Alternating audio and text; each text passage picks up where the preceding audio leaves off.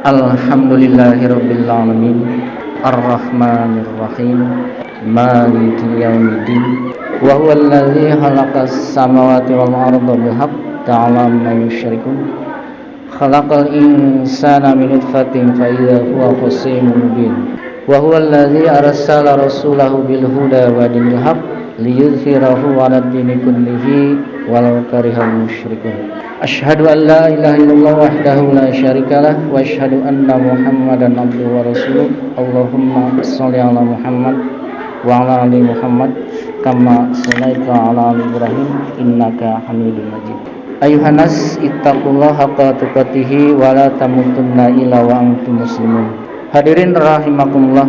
Alhamdulillah kita walaupun kesempatan ini dalam kondisi yang air ada di mana-mana, kita tetap melaksanakan sholat Jumat ini karena tidak ada ceritanya sholat Jumat itu libur. Hadirin rahimakumullah, pada kesempatan ini saya mengajak berpikir, dan khutbah ini adalah untuk diri saya, kemudian untuk Anda sekalian. Bukan berarti orang yang berdiri sekarang bicara itu yang hebat. Hadirin, pernah dengar ya, ada kalimat yang sempat populer dalam dunia gaul terutama, teman tapi mesra. Yang namanya teman itu adalah orang yang dekat dengan kita, bergaul dengan kita, laki-laki dengan laki-laki, perempuan dengan perempuan, teman. Tapi kalau sudah ada mesranya, mesra itu adalah sesuatu yang lebih dari perasaan yang ada ya. Kita suka dengan seseorang tapi mesra, nah itu lebih dari suka berarti. Bisa dikatakan itu kekasih atau pasangan atau pacar lah untuk menurut anak-anak remaja. Itu sudah berlalu ya. Sekarang saya akan memunculkan satu ide baru. Musuh tapi mesra. Secara logika tidak ada ya musuh itu mesra. Tapi pada realitanya justru ada. Orang yang kita benci, mendengar namanya saja udah kesel. Jangankan nafsu melihatnya ya, malah yang ada pingin nendangnya, mungkin pengen ngejotosnya terhadap musuh. Tapi dalam realita, coba kita lihat ya, ada musuh yang tapi mesra. Kita bicara dalam wilayah Islam ya. Musuh bagi orang muslim adalah syaitan. Dalam konteks ayat Al-Quran, dalam surat Al-Baqarah ayat 208, bunyinya, ya ayyuhallazina amanu dkhulu fis-silmi kafah wala tattabi'u khutuwatis syaitan innahu lakum aduwwum mubin. Wahai orang-orang yang beriman, masuklah ke dalam Islam secara kafah, menyeluruh, dan jangan kamu mengikuti langkah-langkah setan. Sesungguhnya dia, setan itu adalah musuh yang nyata bagi kalian. Dalam ayat ini kita bisa menemukan orang Islam diperintahkan untuk masuk ke dalam ajaran Islam, artinya mengerjakan ajaran Islam itu seluruhnya. Jangan diambil separuh-separuh. Misalnya begini ya, yang sesuai dengan hawa nafsu diterima. Misalnya menjadi orang kaya itu boleh diambil.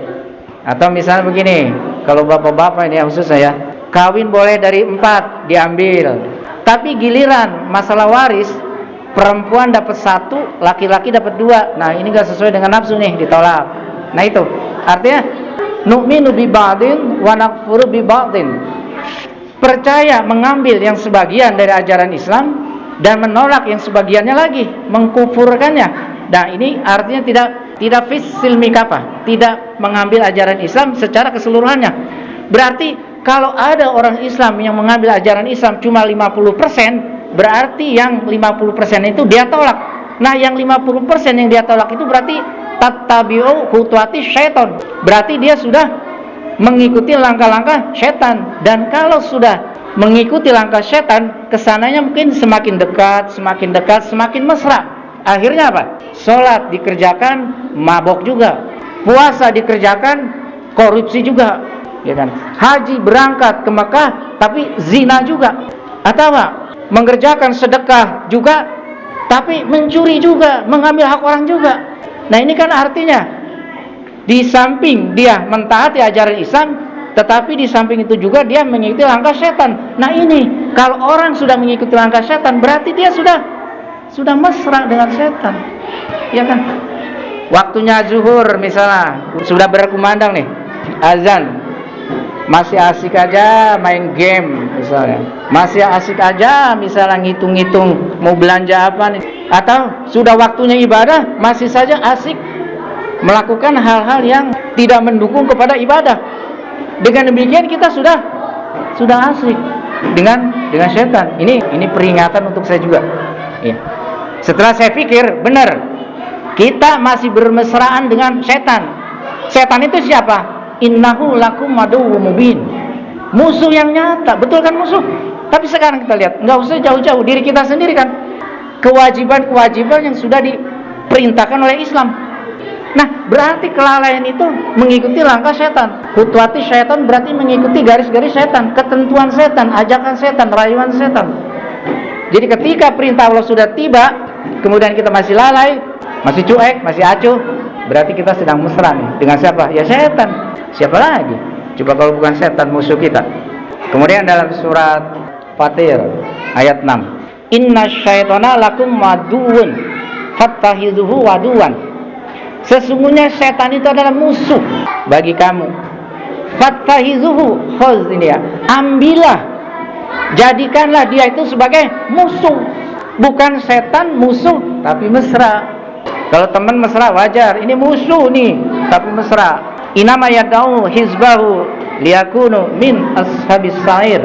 Sesungguhnya setan itu mengajak, menyeru ya, kepada kita agar kita menjadi min ashabis sa'ir, menjadi penghuni sa'ir, neraka.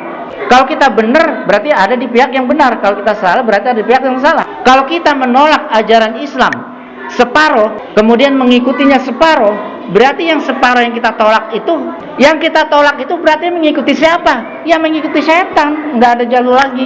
Jalan Allah, jalan setan, udah nggak ada jalan lagi. Iya kan? Nah ini hadirin sekalian, secara logika mana mungkin ada musuh itu mesra? Nggak ada.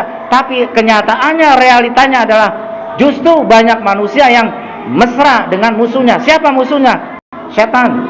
Nah, kata Allah, fatahizuhu aduwan, maka ambillah setan itu sebagai musuh, jangan dijadikan mesra. Ini, nah itu hadirin sekalian ya. Kemudian dalam surat An-Nur, konteks ayatnya hampir sama, wala tattabi'u khutuwatis syaiton. Tapi ada penekanan, memang yang dikerjain setan itu apa? Fa innahu ya'muru bil fahsya'i wal munkar.